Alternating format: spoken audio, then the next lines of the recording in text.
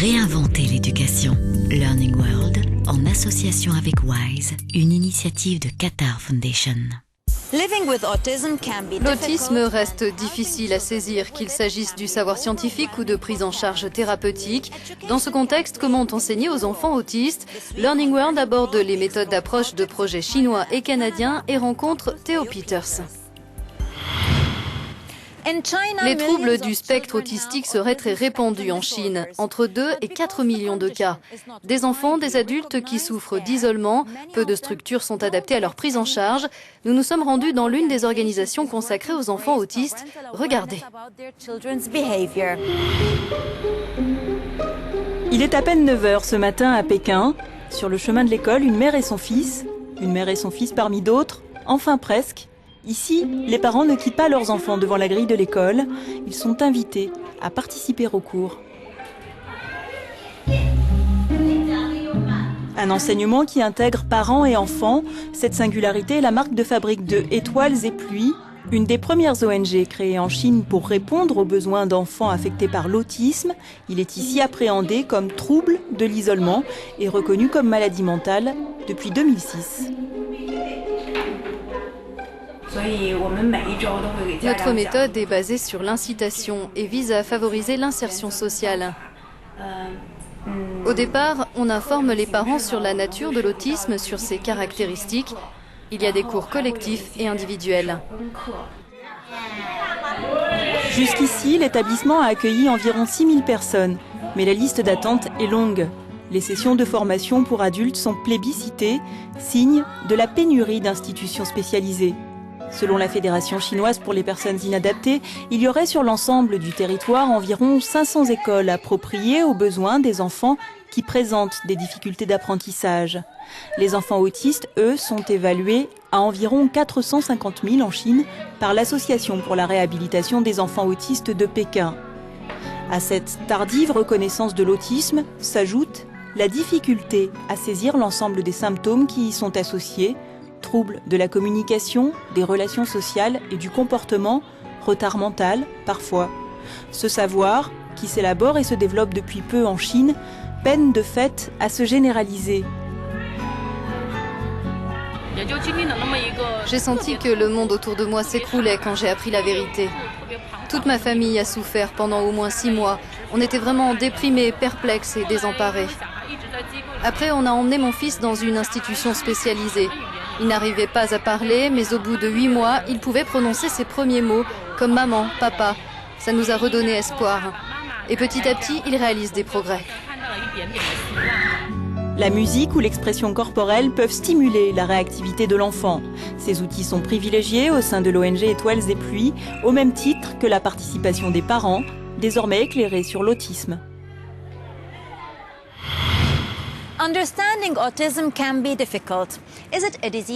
L'autisme est-il un trouble neurologique, psychique, comportemental? À l'heure où de nombreux débats agitent la communauté scientifique, nous avons souhaité interroger Theo Peters. Il est neurolinguiste et spécialiste des troubles du spectre autistique. Voici son éclairage.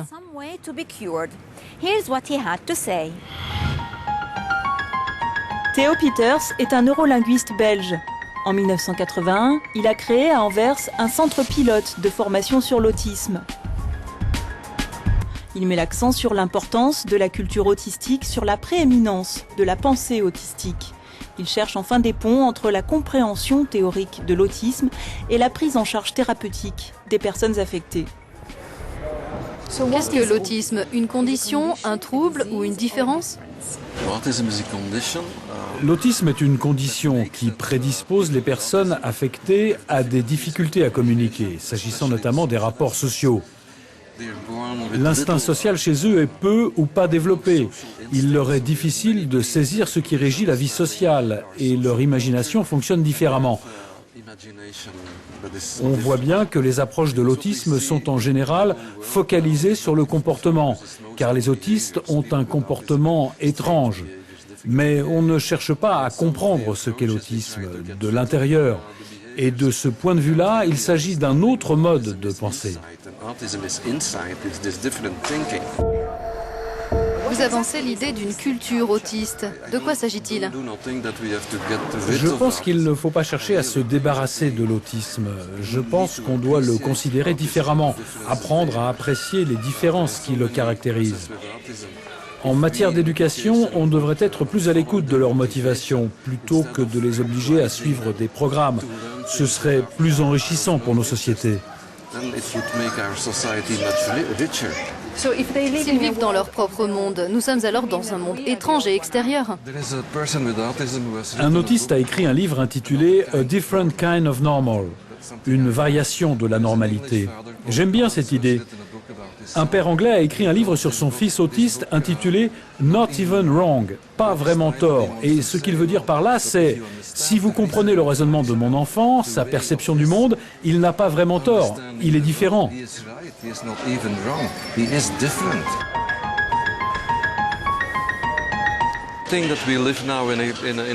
Je pense que nous sommes en pleine transition. Les spécialistes en neurologie commencent à prendre en compte cette culture de l'autisme. Et je pense qu'elle s'intègre graduellement à notre savoir.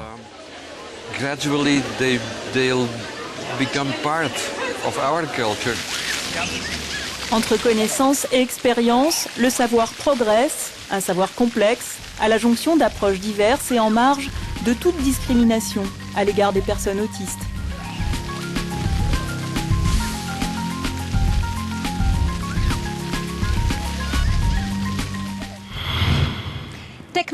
La technologie au service des programmes d'enseignement des enfants autistes, c'est ce que nous allons aborder à présent. Un projet canadien recourt à des tablettes électroniques pour capter l'attention des enfants et permettre dans le même temps aux parents de mieux appréhender l'autisme de leur enfant. Reportage sur place.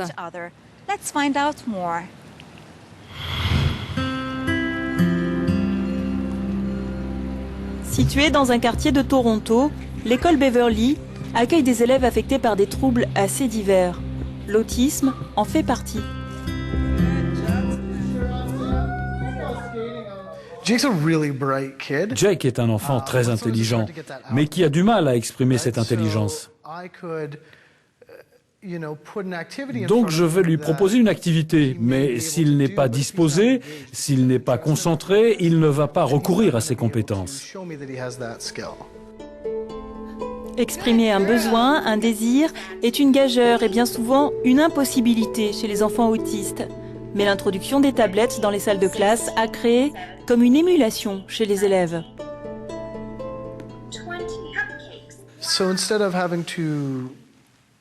Au lieu de chercher ce qui aura pour l'enfant une valeur de récompense, pour le motiver durant les cours, on utilise la tablette qui à la fois joue ce rôle, mais aussi l'intéresse, ce qui l'amène à travailler et à faire toutes sortes de choses que je ne soupçonnais même pas.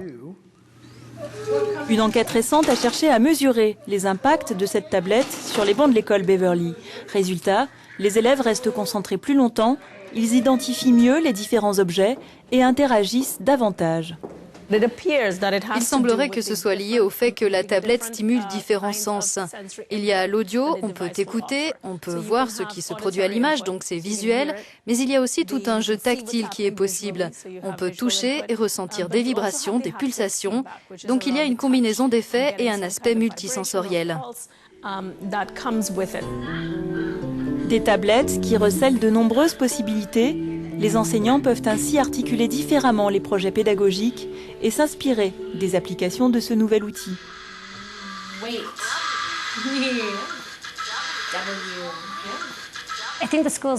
Je pense que l'école a fait du bon travail en recourant à cette méthode. Mon fils a une relation personnelle avec son professeur et les tablettes permettent d'améliorer cette relation, mais aussi d'enseigner autrement. En dynamisant la réactivité des élèves, les tablettes ont ainsi altéré leur rapport au monde et à l'apprentissage.